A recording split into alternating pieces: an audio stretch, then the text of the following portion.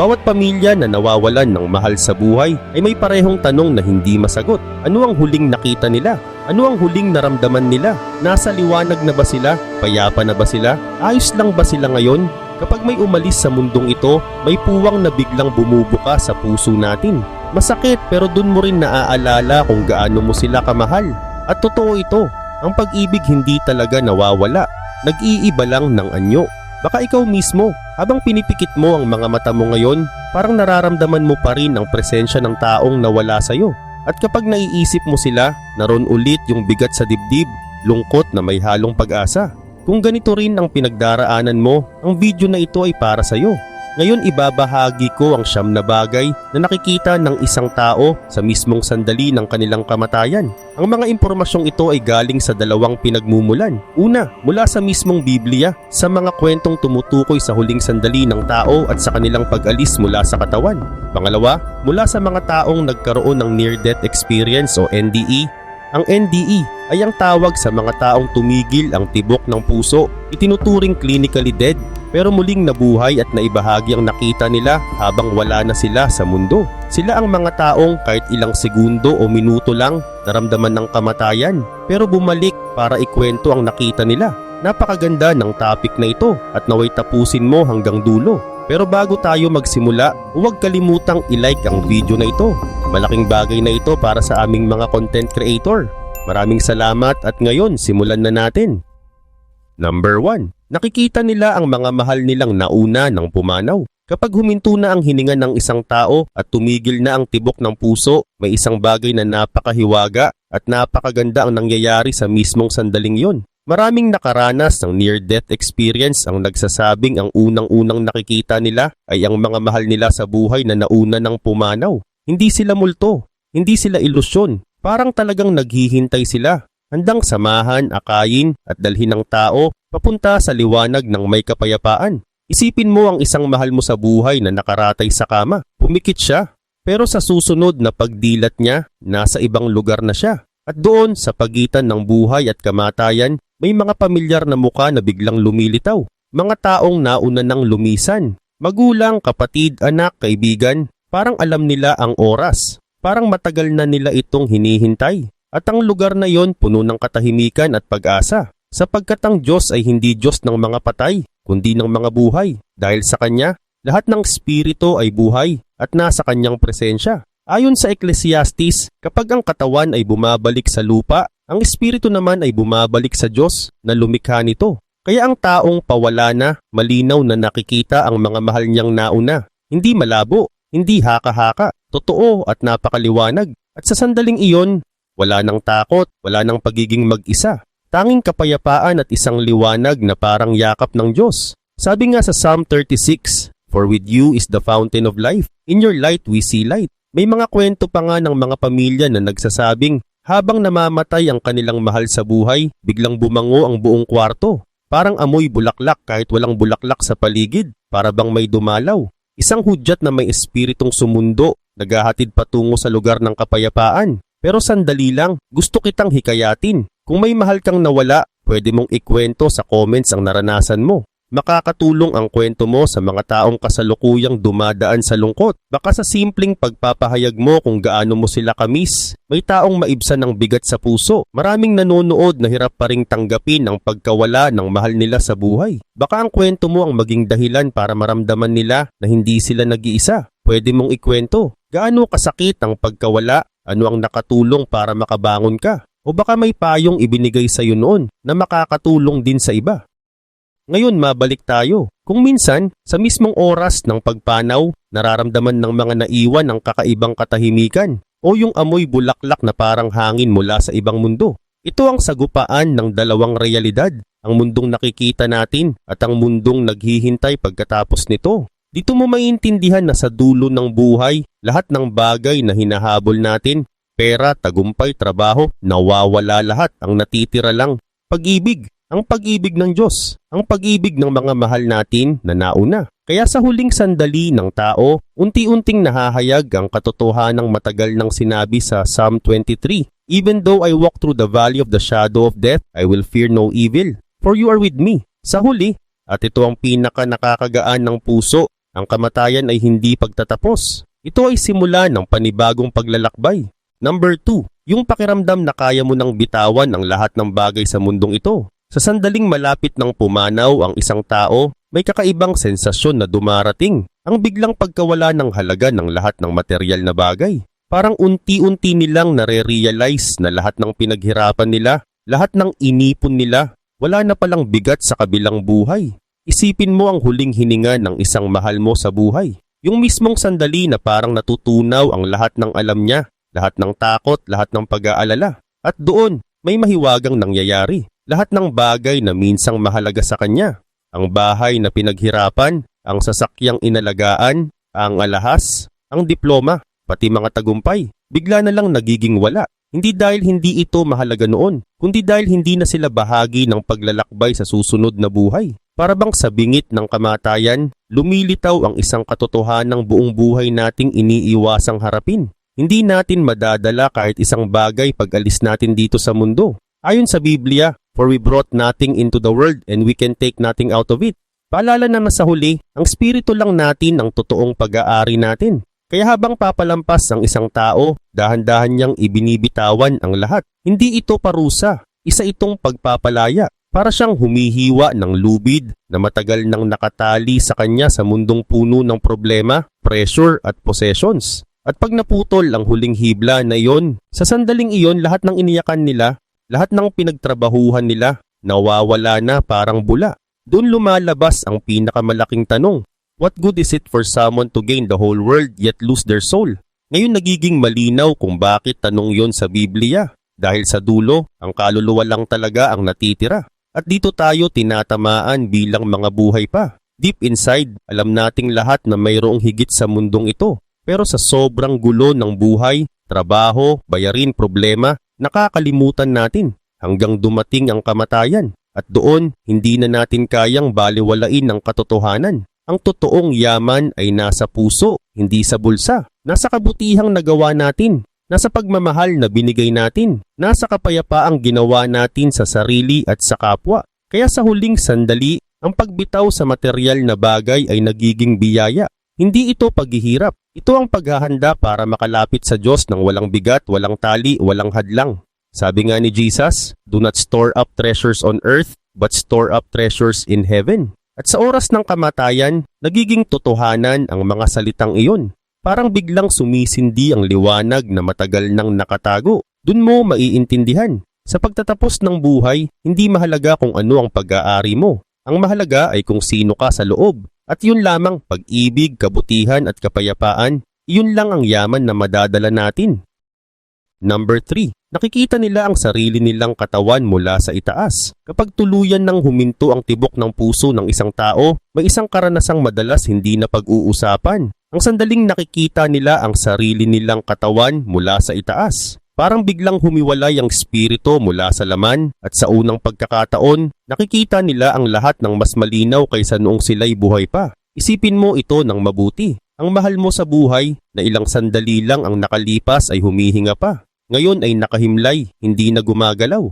Pero ang hindi mo nakikita ay ito. Ang espiritu nila ay nakataas na, nakalutang, parang nasa pagitan ng lupa at kawalang hanggan. Mula sa itaas, nakikita nila ang sarili nilang katawan. Nakikita nila ang mga taong umiiyak, naghihirap, hindi matanggap ang nangyari. Naririnig nila ang bawat hikbi. Nararamdaman nila ang bawat sakit na nararamdaman mo. Pero sila, tahimik, magaan, gising na gising ang espiritu.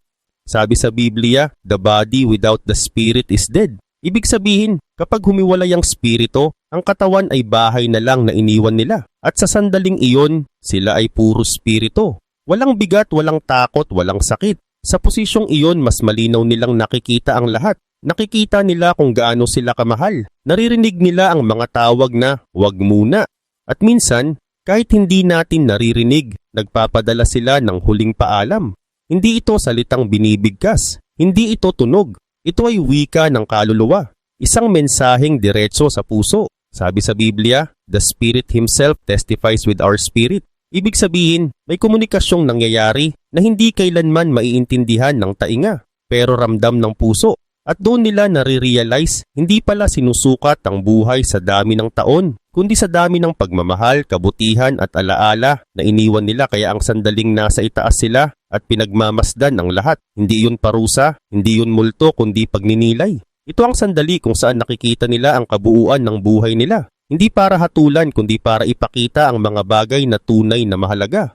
Pagmamahal, kabaitan, at ang mga taong minahal nila habang nabubuhay. Sabi sa Revelation, "Blessed are those who die in the Lord, their deeds will follow them." Kung ano ang ginawa mong mabuti, yun ang lumalaban, nananatili at umaabot hanggang kalangitan. At doon, sa huling pagtingin mula sa itaas, naiintindihan ng Espiritu ang pinakamalaking katotohanan. Hindi nagtatapos ang pag-ibig kapag tumigil ang puso. Oo, nagpapaalam sila, pero hindi sila nawawala. Ang alaala nila ay nakatatak sa atin.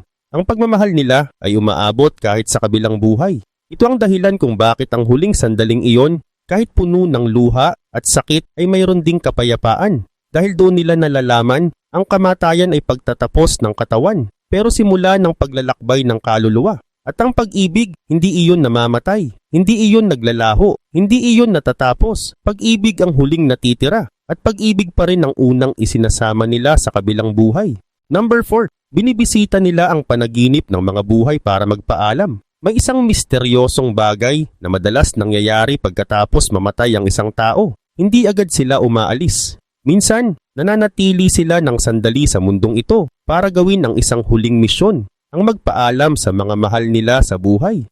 Hindi ito multo, hindi ito nakakatakot, ito ay pagmamahal. Isang pagmamahal na mas malakas pa sa kamatayan. Isipin mo ang mahal mo sa buhay sa oras ng kanyang huling paghinga. Sa sandaling humiwalay ang espiritu niya sa katawan, biglang gumaan ang lahat. Wala nang sakit, wala nang bigat, puro liwanag, puro enerhiya.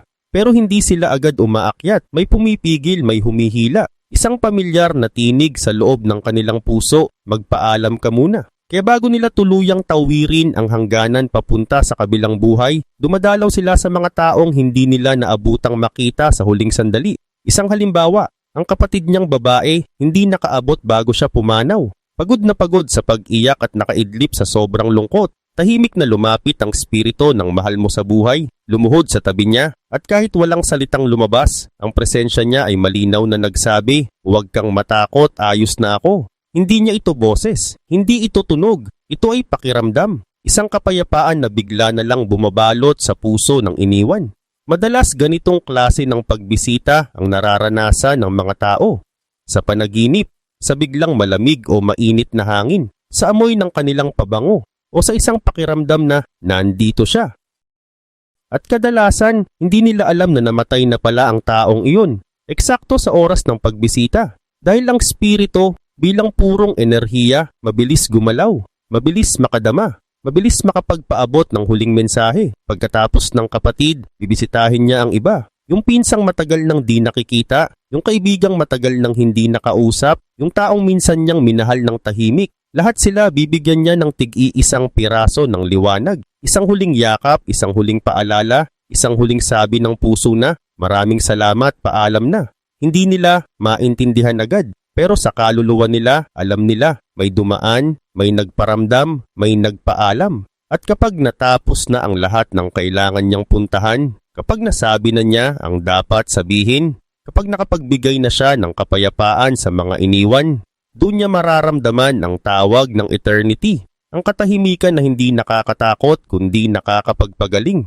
Sabi sa Biblia, God will wipe every tear from their eyes, and there will be no more death, no mourning, no crying, no pain. At sa huling sandali, dahan-dahan siyang lulubog sa liwanag, hindi bilang pagkawala, kundi bilang pagbalik sa tahanang mula pa noon ay nakalaan para sa kanya. Ang katawan niya ang iniwan dito, pero ang pag-ibig niya mananatili magpakailanman, sa alaala, sa puso, sa bawat taong minahal niya. Number 5, nakikita nila ang buong buhay nila na parang pelikula. Sa sandaling tuluyan ng humiwalay ang espiritu ng isang tao sa katawan, may kakaibang nangyayari. Isang bagay na hindi nakikita ng mga mata ng buhay, pero malinaw na malinaw sa espiritu ng naghihiwalay. Parang bigla silang napunta sa isang lugar na walang oras, walang kahapon, walang ngayon, walang mamaya. Lahat ng alaala nila, mula pagkabata hanggang huling hininga, Sabay-sabay lumilitaw sa harap nila na parang isang pelikulang pinapanood. Hindi ito imahinasyon, hindi ito panaginip. Ito ay katotohanan na ipinapakita sa kanila ng buong linaw. Walang pagtakip, walang palusot, walang dahilan. Dahil sabi sa Biblia, walang natatago na hindi mabubunyag. In this moment, He sees everything. Mga araw na puno ng saya. Mga tawanan na akala nila noon ay walang ending. Mga tagumpay na ipinagmalaki nila. At oo, pati mga pagkakamaling ayaw nilang balikan. Mga salitang nasabi nila na sana'y hindi na lang nila nasabi. Mga pagkakataong may nasaktan silang hindi nila sinasadya. Lahat-lahat ipinapakita. Hindi para parusahan sila, hindi para takutin sila, kundi para maintindihan nila ang mismong buhay na kanilang tinakbuhan. Ito ang tinatawag na life review. Isang pagkakataon para makita ang bawat sandali ng may tunay na kahulugan. Dito sila nagtataka. Masaya ba talaga ako? Nagmahal ba ako ng totoo? Sinulit ko ba ang buhay ko? Naging mabuti ba akong tao?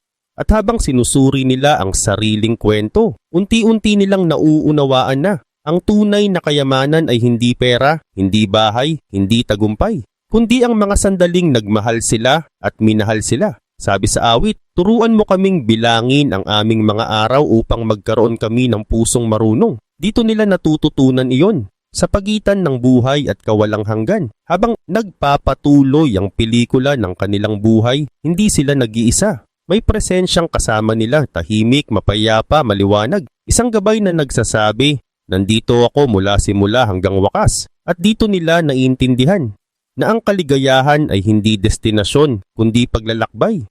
Na ang halaga ng buhay ay hindi sa kung ano ang meron ka, kundi sa kung paano ka nagmahal. Na kahit puno ng pagkakamali ang buhay, ito'y naging makabuluhan pa rin. Pagkatapos ng paghaharap na ito, may biglang kapayapaang bumabalot sa kanila. Parang paghinga pagkatapos ng mahabang pagod. Sa huli sasabihin nila sa sarili, natapos ko ang laban, tinakbo ko ang aking karera. Iningatan ko ang aking pananampalataya. At sa magaan na puso at spirito na handang maglakbay, dahan-dahan silang sumusunod sa liwanag na matagal nang naghihintay para sa kanila. Number 6, nakakakita sila ng maliwanag na liwanag. Sa mga taong nakaranas ng near-death experience, ibig sabihin, sandaling idineklara silang clinically dead pero bumalik pa sa buhay. May iisang kwentong paulit-ulit nilang sinasabi. May nakita silang napakaliwanag na liwanag. Liwanag na hindi nakakasilaw kundi nakakapayapa. Liwanag na parang niyayakap ang buong kaluluwa nila. At ang mga nakabalik pa sa mundo, sabi nila, parang ayaw na nilang lumayo sa lugar na iyon. Pero kailangan nilang bumalik dahil hindi pa oras nila. Pero para sa mga taong talagang oras na, ang liwanag na iyon, yun mismo ang tinitirhan nila ngayon. Paano ito nangyari sa mahal mo sa buhay? Nang dumating ang sandaling iyon, yung huling hininga, yung katahimikan pagkatapos ng sakit, bigla siyang nakaranas ng kapayapaang hindi niya naramdaman habang buhay pa. Walang takot, walang pangamba, walang biglaang pagdilim. Sa halip may dumating na liwanag, maliwanag, malambot, mainit at nakakahigop ng kaluluwa. Parang sinasabi ng liwanag, halika, tapos na ang hirap, pahinga ka na. Unti-unting bumukas sa harap niya ang isang lugar na hindi kayang ipaliwanag ng salita. Isang paraiso, tahimik, mabango ang hangin, walang kirot, walang lungkot. Sabi sa Biblia, sa tahanan ng aking ama ay maraming silid. Ibig sabihin, may lugar na inihanda para sa bawat isa. At nang marating iyon ng mahal mo sa buhay, ramdam niya, ito pala ang tahanan kong tunay. Ano ang sinasabi ng Biblia tungkol sa liwanag na ito? Hindi man detalyado sa scripture ang eksaktong karanasan ng namamatay, pero paulit-ulit na inilarawan ng Diyos bilang liwanag. God is light. In Him there is no darkness at all.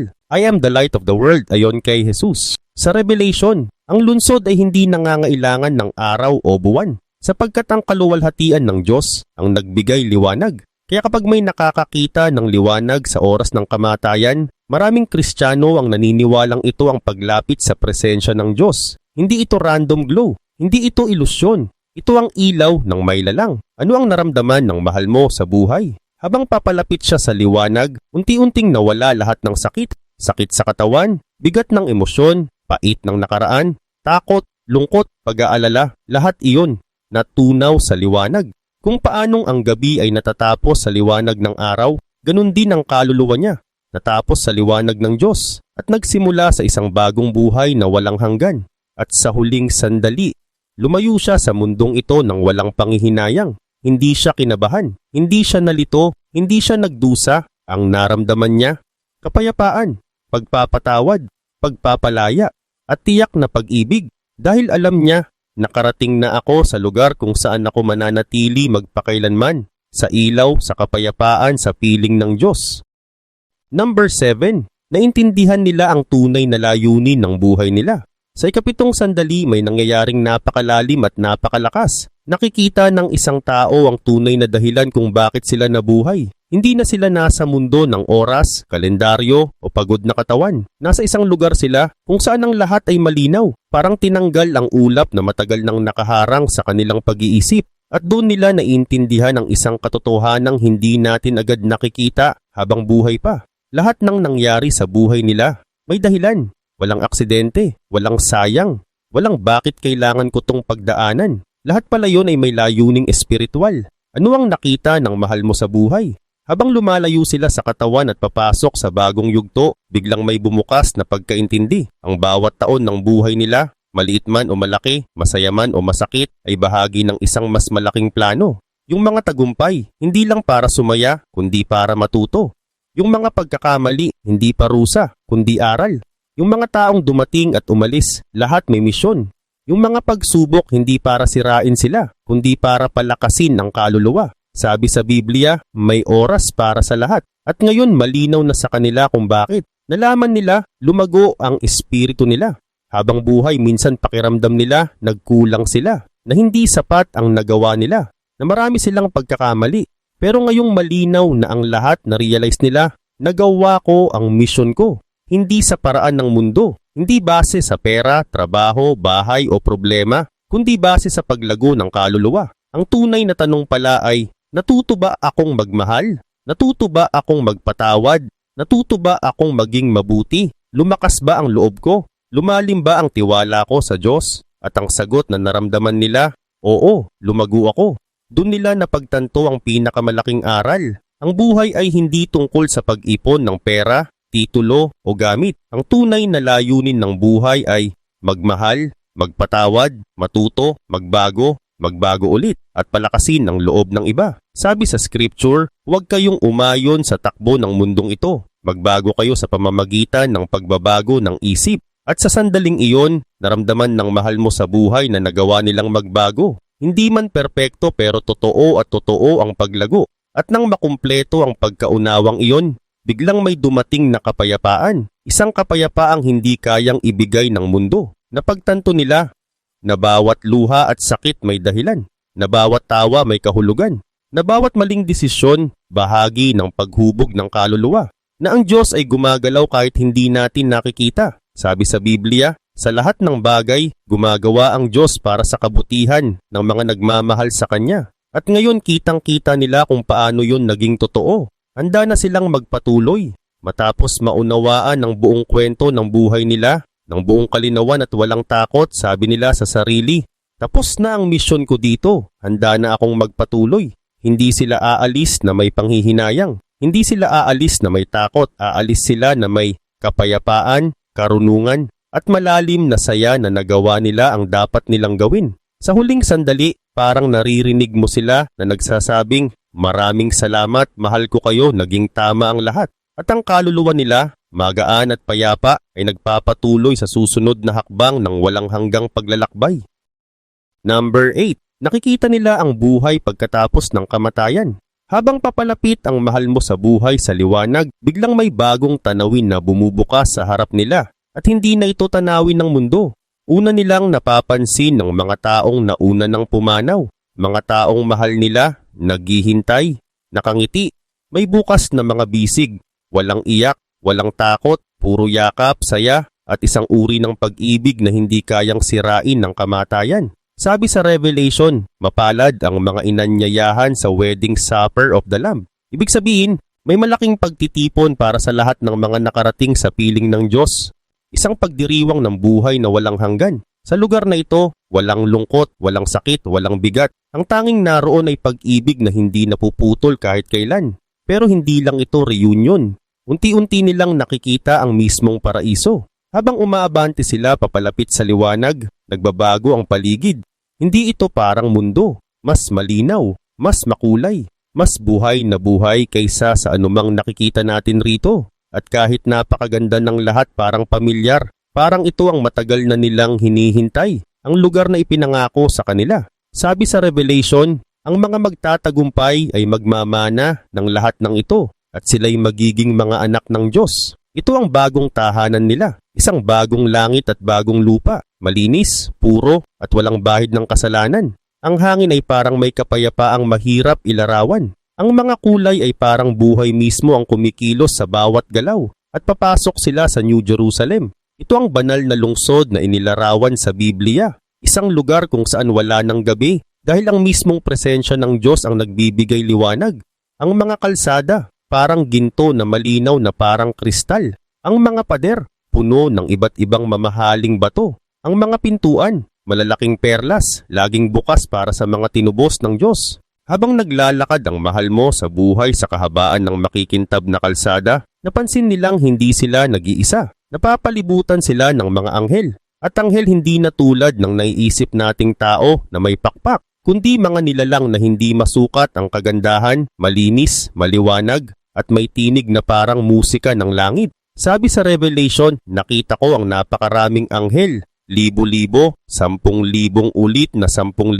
Kasama ng mga anghel, inaakay nila ang kaluluwa papunta sa pinakasentro ng lahat, ang trono ng Diyos. At sa wakas, naroon siya, isang liwanag na hindi masulyapan ng mata, pero nararamdaman ng kaluluwa sa pinakamalalim na paraan. Isang presensya na hindi nakakatakot, kundi nakakapuno ng kapayapaan at pag-ibig. Sabi sa Revelation, ang nakaupo sa trono ay tila nagliliwanag tulad ng jasper at ruby, at may bahagharing kumikislap na parang emerald. Sa harap ng trono ay parang dagat ng salamin, kalma, malinis at sumasalamin sa kabuuang kadalisayan ng Diyos. At doon, alam ng mahal mo sa buhay, nakarating na ako. Number 9, nakikita at nakikilala nila ang Diyos. Sa sandaling huminto ang tibok ng puso ng mahal mo sa buhay, parang humina ang lahat ng tunog sa mundo. Unti-unting naglaho ang kirot, takot at bigat at napalitan ng isang kapayapaang hindi nila naramdaman kahit kailan habang nabubuhay. Para silang dinala sa isang lugar na wala ng oras, wala ng gabi, wala ng paghihirap. Tanging isang malalim na katahimikan na puno ng pag-ibig. At doon, nagising ang isang pakiramdam na noon pa man ay nandoon na. Pero ngayon lang nila nakita ng malinaw ang presensya ng Diyos. Isang liwanag na hindi nakakasilaw, pero lahat ay nagiging maliwanag. Sa harap nila, biglang sumiklab ang isang liwanag. Hindi tulad ng araw, hindi tulad ng apoy, kundi liwanag na may kasamang kapayapaan at init. At sa gitna nito nakita nila kung sino ang pinagmulan ng lahat ng kabutihan at katotohanan. Hindi nila nakita ang Diyos bilang isang malayong nilalang, kundi bilang mismong bukal ng buhay. Ang rason ng bawat hininga, bawat luha, bawat sandali ng buhay. Sabi sa Biblia, ngayon anino lang ang nakikita natin, pero darating ang araw na makikita natin siya ng harapan. At ito na ang sandaling iyon. Sa harapan ng Diyos, lahat ng takot na lulusaw. Habang lumalapit ang mahal mo sa buhay sa liwanag, biglang nawala ang lahat ng alinlangan. Walang paghusga, walang galit, walang condemnation. Ang naroon lang ay pag-ibig na hindi kayang sukatin. Isang pakiramdam na parang niyayakap mismo ang kaluluwa. Sabi sa Psalm, sa presensya mo ay may kasiyahang walang hanggan. At yun ang naranasan nila, isang kaligayahan na hindi nagtatapos. Isang pag-unawa na hindi naintindihan. Habang nabubuhay sa harapang iyon sa Diyos, naunawaan nila ang mga bagay na dati ay mahirap unawain. Na walang sandali sa buhay nila ang hindi alam ng Diyos. Na bawat hakbang nila ay nakita niya. Na bawat sakit, bawat tagumpay, bawat pangarap, lahat ay may dahilan. Sabi sa Scripture, bago pa man may salita sa aking labi, alam mo na ito ng lubusan. At sa liwanag na yon napuno sila ng pasasalamat. Hindi na sila hiwalay sa Diyos. Ito ang pinakamalalim na bahagi. Ang sandaling hindi na nila naramdaman na sila ay nilalang nahiwalay sa may likha. Para bang ang kaluluwa nila ay bumalik sa tunay na tahanan, sa pinanggalingan nila, sa Diyos na nagmahal sa kanila bago pa man sila ipinanganak. For in Him we live and move and have our being. Dito nauunawaan nila, ang buhay sa mundo ay pansamantala, pero ang pagsama sa Diyos ay walang hanggan. Ito ang simula ng tunay na buhay sa presensya ng Diyos. Wala ng lungkot, wala ng sakit, wala ng takot, tanging kapayapaan. At ang maramdaman ng pag-ibig na walang katapusan. Sabi sa Psalm 23, "The Lord is my shepherd, I lack nothing." At dun sa liwanag na yon natagpuan ng mahal mo sa buhay ang kanilang totoong tahanan.